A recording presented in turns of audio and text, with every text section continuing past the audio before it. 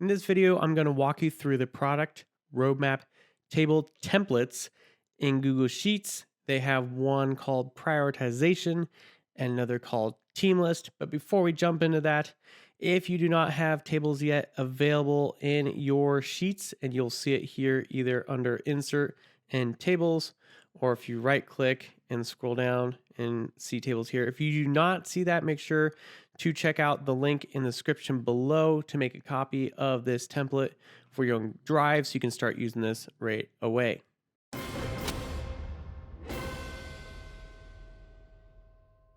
So let's go ahead and jump right in. First of all, I'm going to show you these two templates, and then I'm going to go back and walk through and show how to modify things and some of the cool features that tables now have. So first of all, we have the prioritization template here. And so you can type in a feature name, select the category, and select the current status. You can assign it to an owner and just type at and then the owner's name to select them. And this one, we have size as an example. You can change that as well, and I'll show you that in a little bit. The launch, and you can select here as Q1, Q2, Q3, Q4, or I'll show you later how we can change that into a date. And then we have a column for notes. Next up, we have the team list. And so this one, you can type in at and the team member's name, and then their chips will be in here, and I'll give you a link to email them and so forth. You can select what team they're on. And again, we can change those team names later. You can type in their role, select their status, and then add any notes for them there as well. So let's go ahead and jump in and look how to quickly modify this for your use. So for example, on these drop downs, if you just click on one of them, there is this little pencil or edit icon. If you click on that, you can change these to whatever categories you need to use for your project. And you can also add more later down the road if you need them. And so you can do the same thing with status there as well. And so on these names, you don't need to use the name chip. You can edit the column type and just change it to name if you want to type in their name like this and not have the actual chip in there. So that is up to you. So these sizes, you can change this drop down like I just showed you on the category one, or if you want to change it to something else, you can just type and change the column header name there, and then you can change the column type, and I'll show you, go through the rest of these in a moment. And then launch, let's just show you how to change this to a date. And so we'll just do a date like that, and then get rid of these here real quick. And then there it is, and you can double click and see that date drop down. And then finally, we have notes here. And so if you need to add a column, you can simply right click here and then do insert right or left, just like that. And you can change that column header name. We would call this new column, and then we could select the column type. So let me go ahead and go through these options here. So first off is number, and you can pick between just a basic number or a percent or a currency. And then text is just going to be a text field like that. If you see, these all have this notes and stuff like that. That comes from what's called a placeholder. So placeholder just automatically fills in when it's text based on the column header type. If you change it to example for dates and do a date time, then it automatically fills in that way. So based on that, it will show accordingly. So then drop downs, and we've already seen those. So that's how that works. And you can add and modify those as necessary.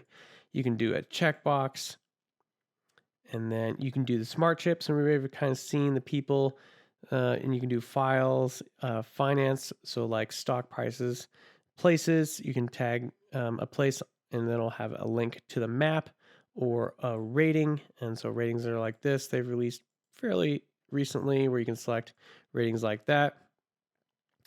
And then you can just do none if you don't want anything to show up there and just to be blank. So we'll go ahead and put it as text for now and add that placeholder. So a cool feature with the Google tables is that you can do these grouping by. And so we can do a group by view, and you can select any column here.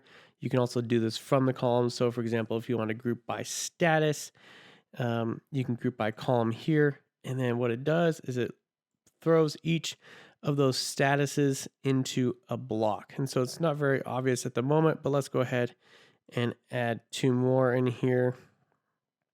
What the heck? Let's go ahead and add another one.